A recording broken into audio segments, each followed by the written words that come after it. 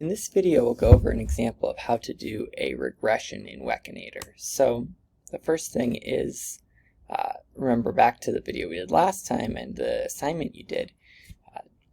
The first application of artificial narrow intelligence or machine learning that we looked at was that building a pirate example.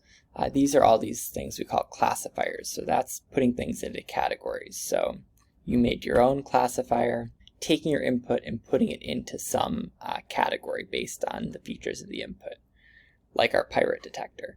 Another key thing we can do, in the example I'll go through now, is controlling the volume and pitch of a sound using our cursor.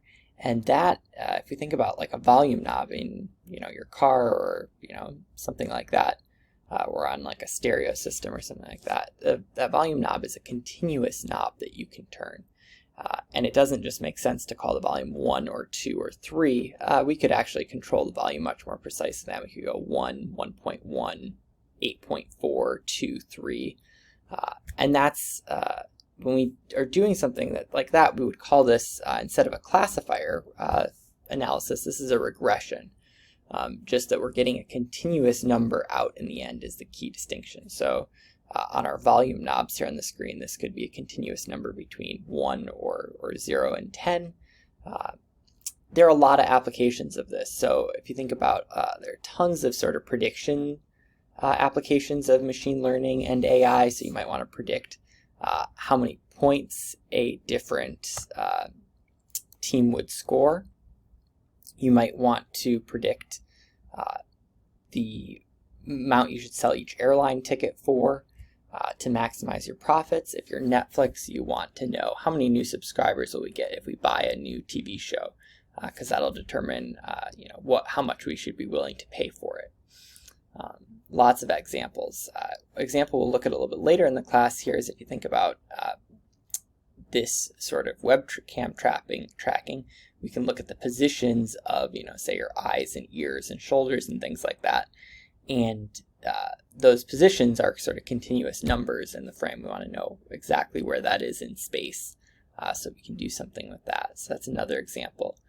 Here's a little clip of sort of a self-driving car scene, looking at, okay, our self-driving car has all these sensors and inputs and it's trying to see the world. If you think about that, it really has to do both those classifier tasks and the regression tasks, because if you look at these boxes here, it might need to classify, okay, this has to be a car, this is a car, this is a pedestrian, really important not to miss that.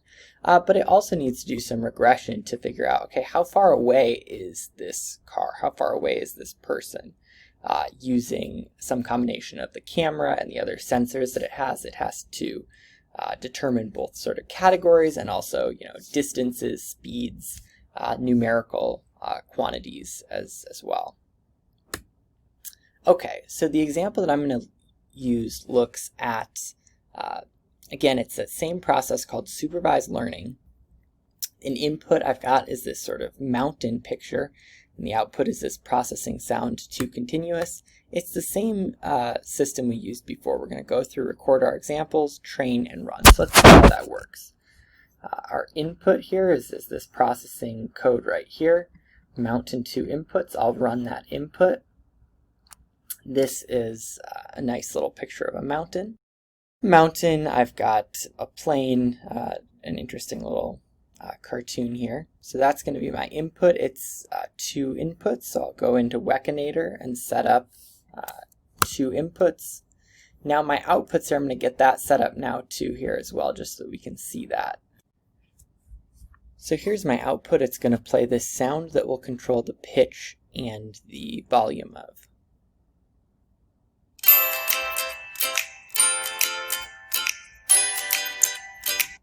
Okay, that's enough for now, but that's what we're going to be controlling.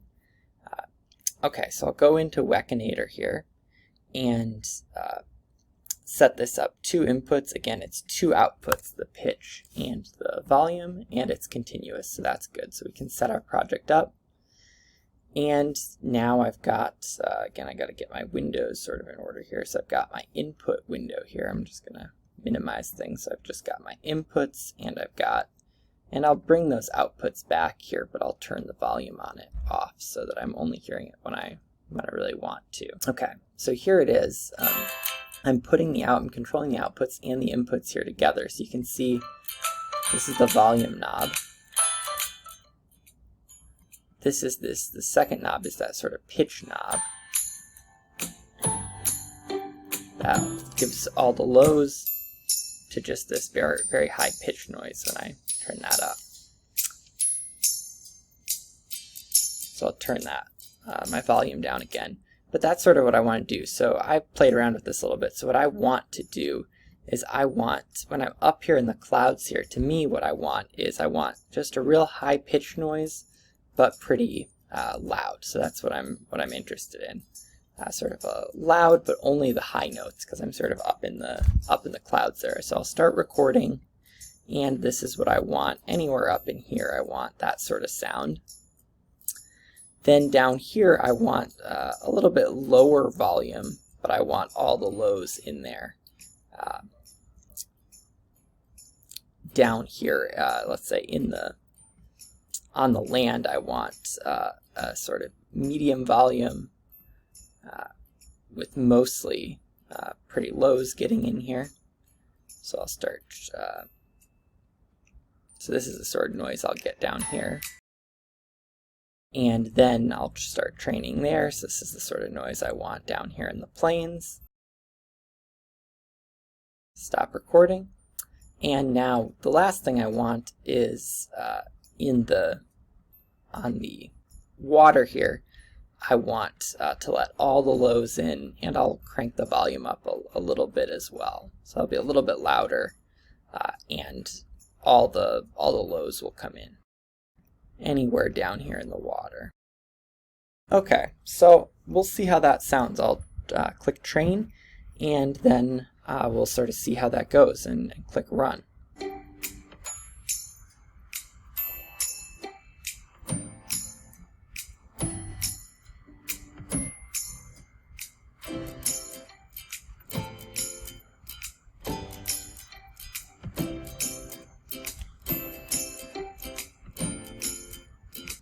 And so I sort of like that sound. I can get some sort of interesting effects there as I change from the land to the sea.